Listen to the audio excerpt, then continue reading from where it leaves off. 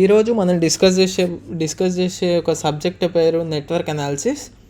Network అనాలిసిస్లో మనం నేర్చుకోవాల్సిన ఈరోజు టాపిక్ వచ్చేసి mesh and nodal analysis.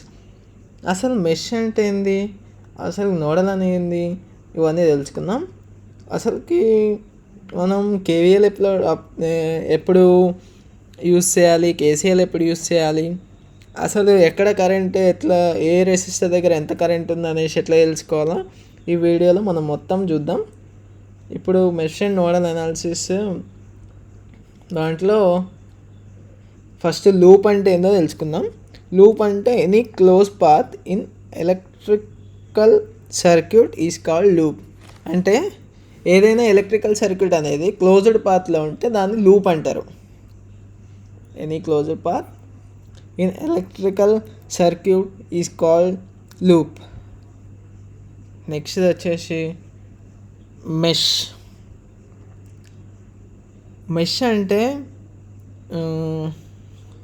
a closed path in the circuit which does not enclose any other closed path inside it is called mesh.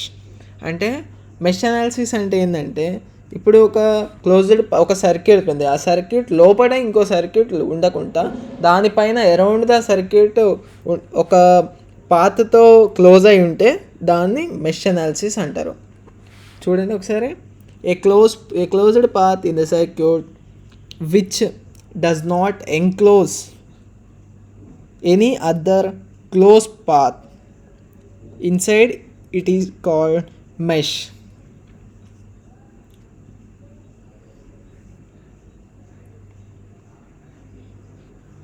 Node అంటే ఏంటంటే it is called mesh. Node అంటే ఏంటంటే a point in a network where 2 or more elements are connected is called node. Node అంటే 2-3 వైర్లు ఒక్క దగ్గర connect అయి ఉంటే, ఒక జంక్షన్ పాయింట్ దగ్గర కనెక్ట్ అయి ఉంటే దాన్ని నోడ్ అంటారు.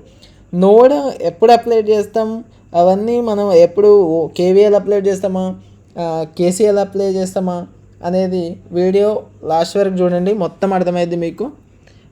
ఈ నెట్వర్క్ అనాలిసిస్లో 6 మార్క్స్ క్వశ్చన్ కూడా రావచ్చు మిడ్ ఎగ్జామ్, సెమ్ ఎగ్జామ్లో. ఇదే క్వశ్చన్ గేట్ ఎగ్జామ్లో కూడా ఇట్లాంటి టాపిక్ మీదనే, కానీ కొంచెం క్రిటికల్ ప్రాబ్లం ఉంటుంది. మనం ఇప్పుడు బేసిక్స్ నుంచి స్టార్ట్ చేస్తున్నాం కాబట్టి బేసిక్ ప్రాబ్లం డిస్కస్ చేయబోతున్నాం. ఇప్పుడు క్వశ్చన్లోకి ఎంటర్ అవుతున్నాం. మనం ఇప్పుడు క్వశ్చన్ చూస్తున్నట్టయితే మనం కనుక్కోమన్నది ఏంది, find power and current consumed in 3 ohms using mesh analysis. అంటే మనం మెష్ అనాలిసిస్ అనగానే కేవీఎల్ గుర్తు రావాలి, మనకి కేవీఎల్ అప్లై చేయాలి ప్రతి లూప్కి. ఇక్కడ ఉన్న 3 లూప్స్ ఉన్నాయి, 3 లూప్స్కి కూడా మెష్ అనేది మనం దాన్ని చేయాలి. ఇప్పుడు మనం రూల్ చూస్తున్నట్టయితే అకార్డింగ్ టు ద రూల్ మనం ఫాలో అవ్వాలి. వోల్టేజ్ అనేది, ఇప్పుడు బ్యాటరీ అనేది -2 ప్లస్ ఎంటర్ అవుతుంటే మైనస్ తీసుకోండి, మైనస్ సైన్ తీసుకుంటాం. ఇప్పుడు మనకి 3 లూప్స్ ఉన్నాయి కాబట్టి 3 కేవీఎల్ లూప్స్ అప్లై చేయాలి. తర్వాత మనం మ్యాథమెటికల్ ఈక్వేషన్ని సాల్వ్ చేసిన తర్వాత 3 ohms దగ్గర ఎంత కరెంట్ ఉంది అనేది మనం కనుక్కోవాలి. ఇప్పుడు ఫస్ట్ లూప్కి మనం మెష్ అనాలిసిస్ అప్లోడ్ చేస్తే -10, ఎందుకంటే -2 ప్లస్ పోతుంది కాబట్టి 2i1 ప్లస్ 2 ఆఫ్. ఈ 2 కరెంట్లు ఉన్నాయి, మనకు కావాల్సిన i1 మాత్రమే కాబట్టి i1 నుంచి i2 తీసేసినాం. ఇప్పుడు మనం మ్యాథమెటికల్ ఈక్వేషన్ని స్ప్లిట్ చేద్దాం. ఇప్పుడు 2i1 -10 plus 2i1 plus 2i1 minus 2i2 equal to 0. 2i1 plus 2i1 4i1 minus 2i2 equal to 10. ఇది లూప్ 1. మనం ప్రతిదానికి ఇట్లా రాసుకోవడం బెటర్, ఎందుకంటే మనకు గుర్తుంటుంది. సెకండ్ దానికి కూడా కేవీఎల్ అనేది అప్లై చేయాలి. Apply KVL in loop 2.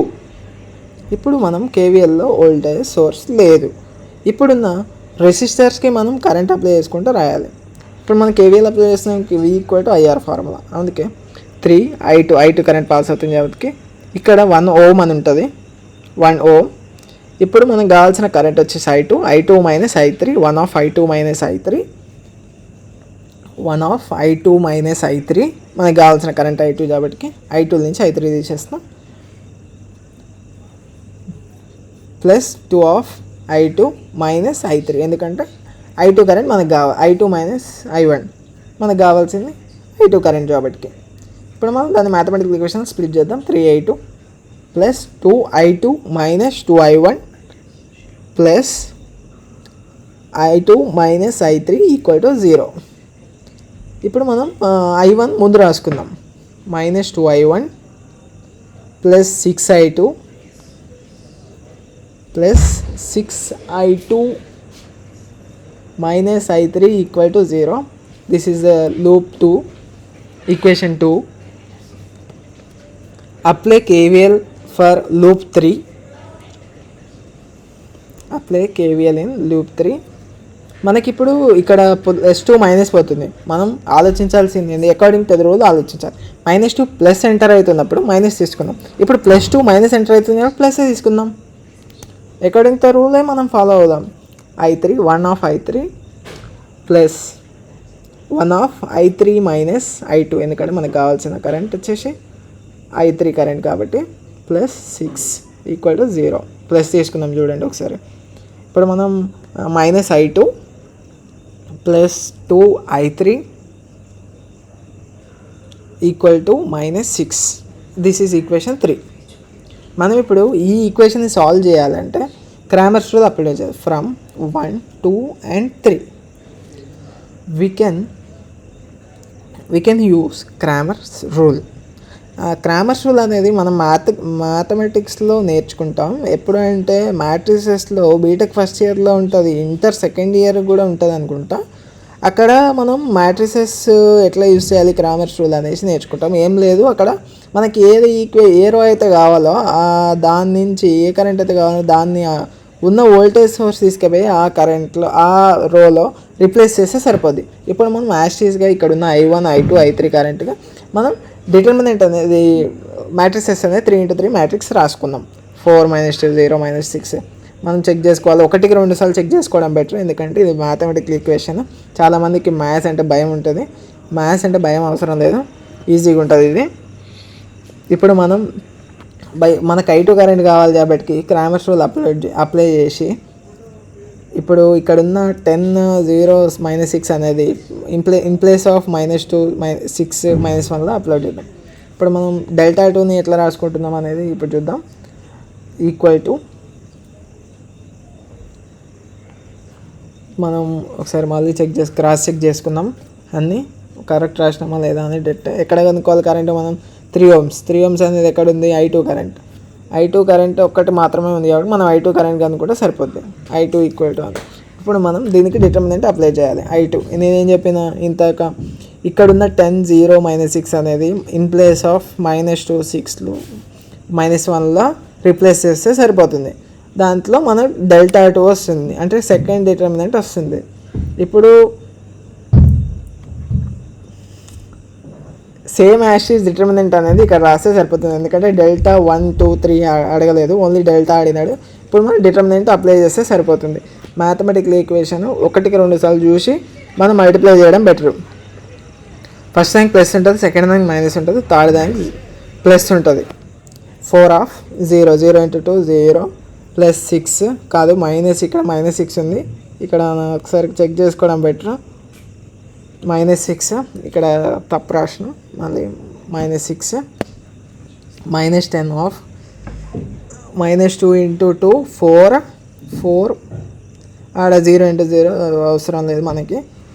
4 0 ఉంటే 0తో మల్టిప్లై చేసిన ఇది కూడా 0 అని కాబట్టి 0 వదిలేయడం బెటర్. 4 of 12 ఎందుకు వచ్చిందంటే 6 × 2 12 అట్లా చేస్తే 4 2 + 2 × -4. i2 కరెంట్ మనం మ్యాథమెటికల్ ఈక్వేషన్ని సాల్వ్ చేస్తే మనకు వచ్చింది. మనం క్యాలిక్యులేటర్లో కొట్టి చెక్ చేసుకోవచ్చు. ప్రస్తుతానికి మాత్రం ఎగ్జామ్లో మాత్రం క్యాలిక్యులేటర్ అలౌ చేసేవాడికి మనం బై హ్యాండ్తో చేయడం నేర్చుకోవాలి ఫస్ట్. ఇప్పుడు మనం పవర్ కూడా కనుక్కోమని కాబట్టి మనం పవర్ కూడా కనుక్కోవచ్చు. కరెంట్ ఉంది, కరెంట్ పవర్ ఫార్ములా వచ్చేసి I2R, I2 ఉంది, I ఉంది 0.444 హోల్ స్క్వేర్ ఇంటూ R ఎంత 3 ohms దగ్గర కరెంట్ పవర్ కనుక్కోమంటుండే 0.591 సంథింగ్ అట్లా వస్తుంది, 591 వాట్స్. ఇప్పుడు మనం యాషీస్గా మళ్ళీ ఒకసారి చెక్ చేసుకొని అక్కడ రాస్తే అయిపోతుంది. ఇప్పుడు మనకి మిడ్ ఎగ్జామ్లో కూడా వస్తుంది ఇట్లాంటి క్వశ్చన్, సేమ్ యాషీస్ బీటెక్ సెకండ్ ఇయర్ 1 2ల ఆ టైంలో మనకి ఈసీఎన్ఏ అని BEE అని ఉంటుంది. సేమ్ యాషీస్ ఈ టాపిక్ ఉంటుంది. ఈసీఈ వాళ్ళకి ఐటీ వాళ్ళకి, సిఎస్సి, ఎనీథింగ్ బీటెక్ చదువుతున్న ప్రతి ఒక్కరికి ఈ నెట్వర్క్ అనాలిసిస్ అనేది ఉంటుంది. BEEE కానీ నెట్వర్క్ అనాలిసిస్ టాపిక్ అనేది ఉంటుంది. ఈ వీడియో నచ్చినట్టయితే లైక్ చేయండి, షేర్ చేయండి, సబ్స్క్రైబ్ చేసుకోండి.